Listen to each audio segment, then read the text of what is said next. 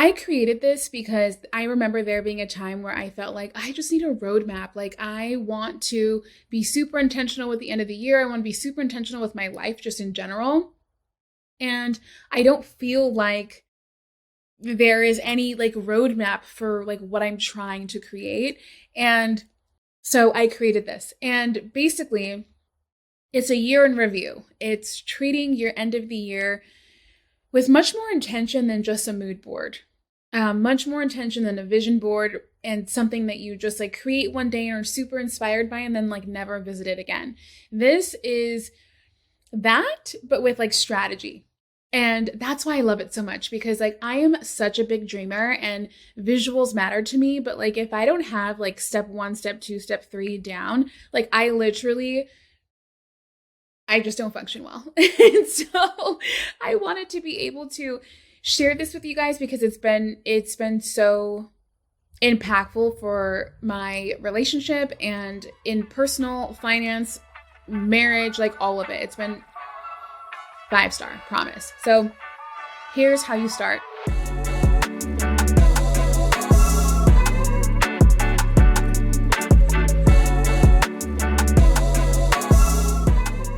Welcome back to the Butterfly Season podcast.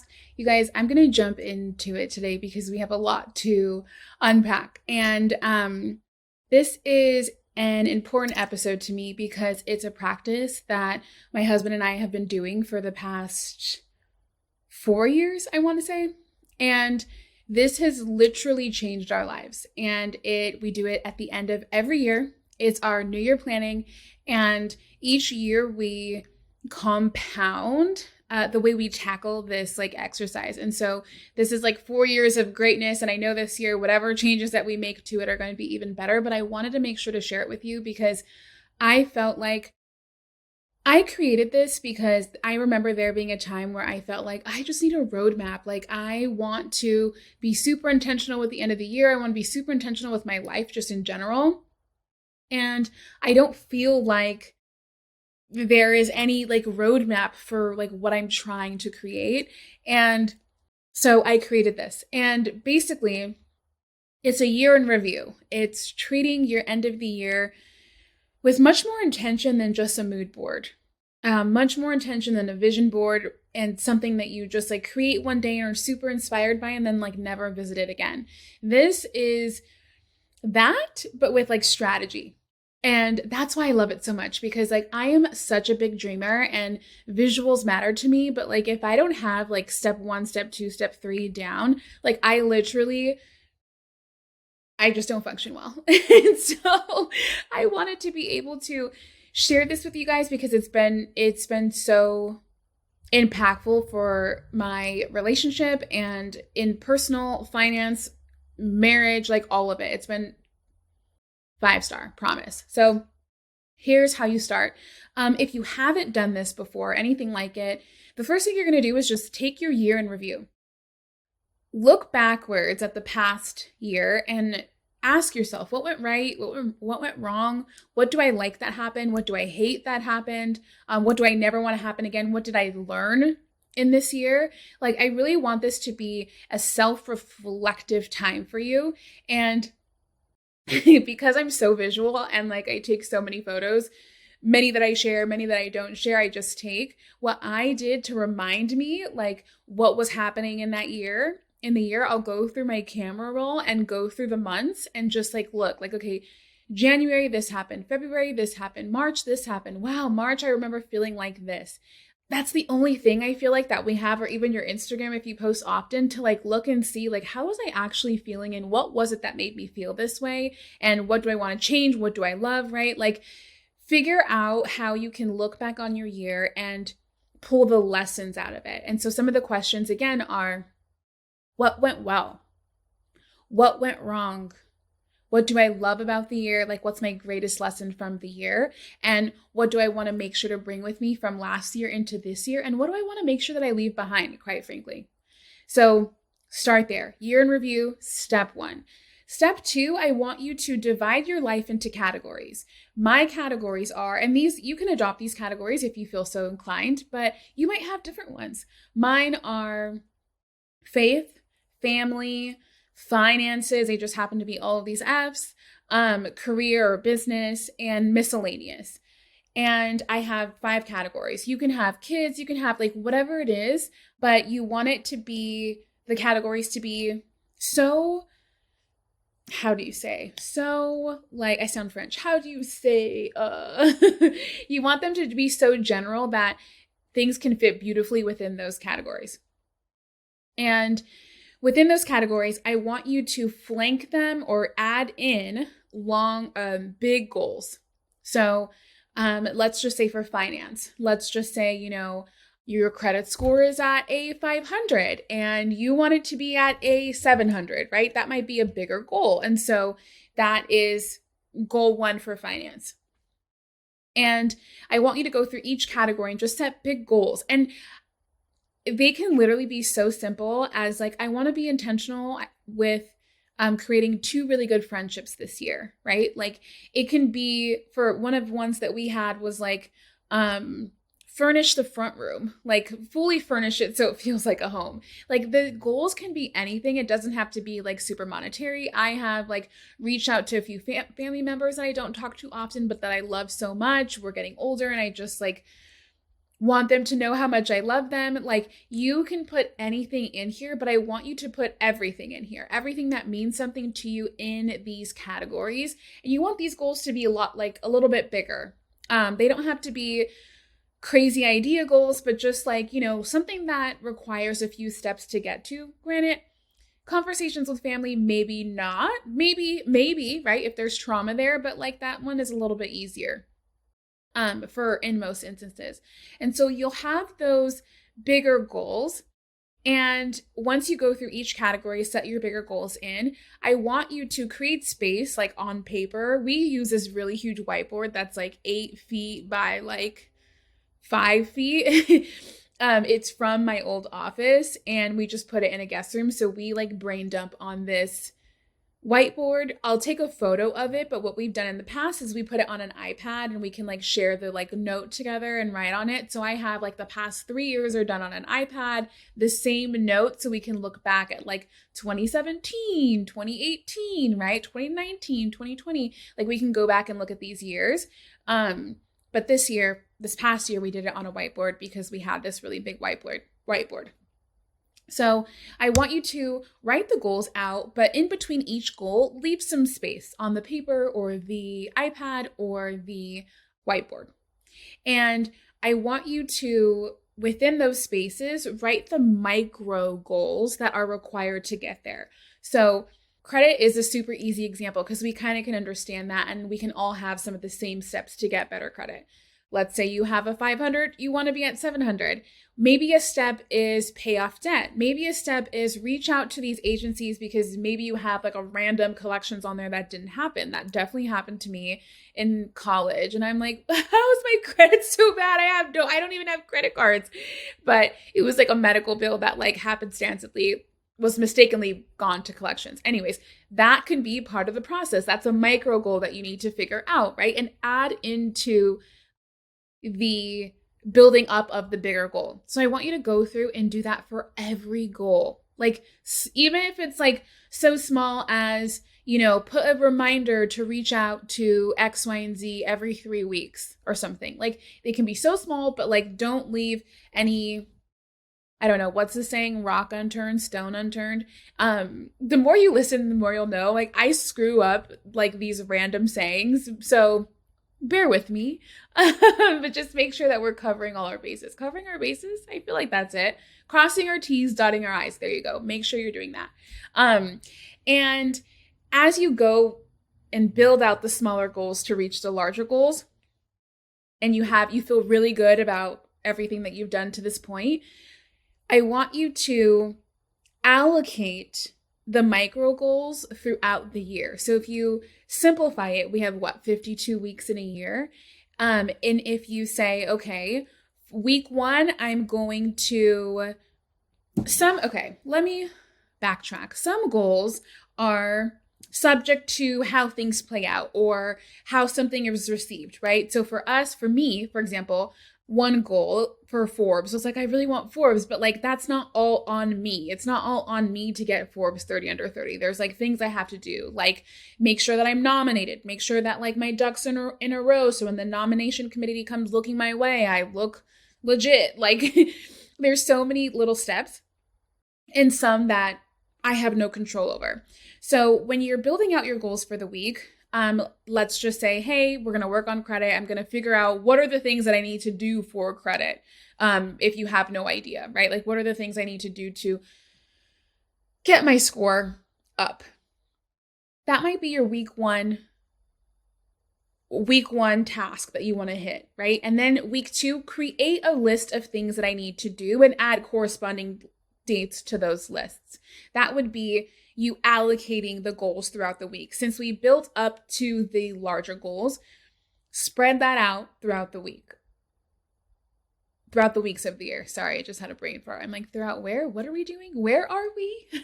Spread those out throughout the year. And you'll realize that it's just much easier to hit the goals. Because if you even just look at it like on a monthly level, okay, this month, the 5 things that I really want to focus on to like move the needle in my life are these 5 things, right? Like 5 things for a month is very cinchy and doable. And when you tackle your dreams like that, things are much more manageable, much more attainable.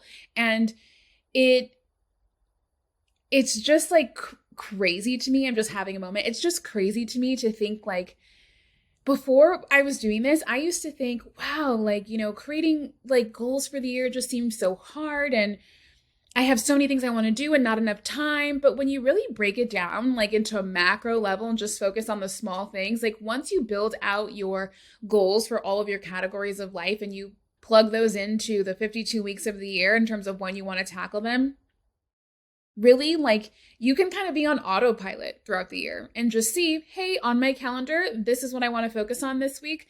And I know that focusing on this is actually going to be needle moving because I've already done the planning for it. Like that's the beauty of this exercise.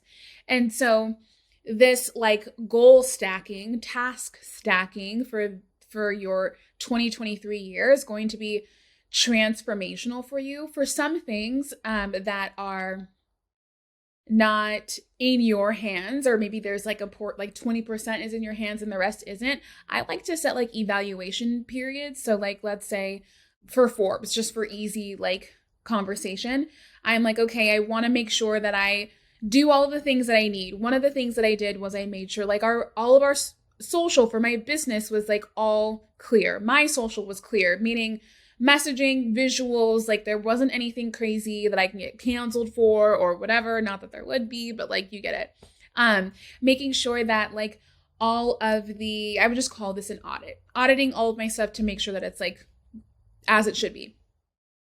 Then another thing was making sure I was nominated. So that would be like week 3, right? Because audits might take a long time because there's a lot of social platforms. Then week 3, I'm like, hey, you know, I want to make sure that I've been nominated and I want to make sure that I submit my nomination response in. So week 4 and 5, drafting nomination. Week 6, submit my nomination. Week 7, like reach out to anyone that I know that can like put in a good word for me. Because that part is my, like, I don't know, wild card, because I'm not in control of that. And in week 7, I would also have evaluate if there's anything else I can do to move the needle with the knowledge that I have now.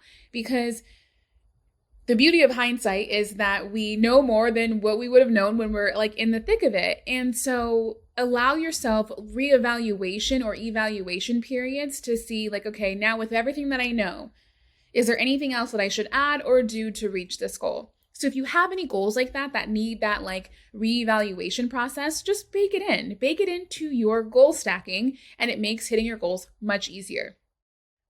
The last thing that I want to share with you with creating your dream life, right, for 2023, hitting those goals, creating them, is enroll the people around you. Enroll the people around you in your dreams. That makes it so much easier, because when there's resistance for the people coming from the people around you, it makes your dreams that much harder to achieve. And just as a side tangent, if anyone is giving you resistance on you being a better person and creating a better life for yourself, then that might be a time to reevaluate whether or not they should be in your life. But that's neither here or there.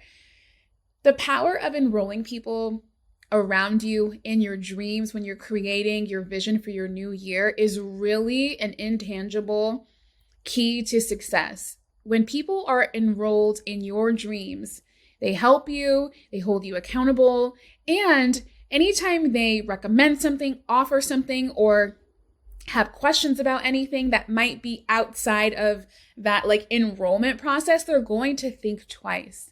And so here's an example of me enrolling somebody around my dream, right? I want to live a healthier and happier life. And part of that is going to the gym 3 times a week.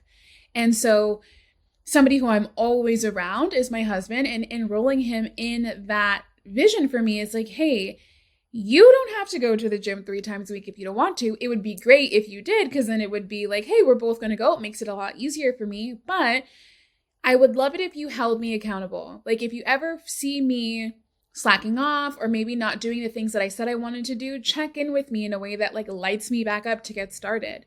And so that is an example of enrolling people around your dreams. Even friends, enrolling friends around your dream. One of my neighbors, she's a great friend of mine, and I'm like, hey, do you want to go on walks 3 times a week? Like, I would love to compound interest my health and wellness, go to the gym and then walk. And so sometimes when I'm lazy, I get a text message from her saying, hey, do you want to go for a walk? And I'm like, you know what? I don't, but I also like don't want to let you down, and I don't want to let myself down. And so let's go for a walk. I always 10 out of 10 feel better when I say yes to myself, even if I'm feeling like I don't want to. So I want you to think about that next time you have a big idea or a big dream and the people around you maybe are expressing some resistance. Figure out ways that you can enroll people into those dreams, and it just makes life so much easier, I promise.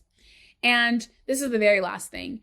You need to celebrate the wins, legitimately. Like every time my husband or I hit a goal that we wrote on our whiteboard, we go and literally cross it out. And it's something, there's some sort of high that you get when you cross off a goal. And even like for my to-do list, like sometimes I'll even, and you may be guilty of this too, but like I will cross off something. I will create a line item on my to-do list just to cross it out, knowing damn well I already completed it, but it just made me feel good that I checked something off a list. So I say that to say, it's literally like a drug. Checking things off a list is a drug, and it's addicting, and it works. So make sure that you're checking things off your list and celebrating the wins. So that is how to plan for 2023 with intention, with strategy, with vision. Do the vision boards, pull the imagery, do all of the things. If you haven't listened to my episode, that is my intro, my very first episode to the podcast. I talk about creating vision and how to create a vision board and routine around that so that you're revisiting that every day. But this is 2023 yearly planning, or just yearly planning in general. And I promise you, this works. It takes this like mystical thing out of it, gives you strategies so that you can actually be proud of the year that you lived and stick to the goals that you create with all of this energy and momentum that's getting built up. Like we're at a point where we're like feeding off everyone's energy when we see people planning and creating vision boards and setting intentions and choosing words of the year. Like everybody is feeding off that energy, and I want you to feed off of it, and I want you to be successful. And this is why I'm giving you a little bit of strategy with what we do. I hope it works for you. If you do it at the end of the year, post it on Instagram, tag me in it. I want to celebrate with you. I want to like create a beautiful life with you. And yeah, thank you so much for being here. And thanks for tuning into the Butterfly Season podcast.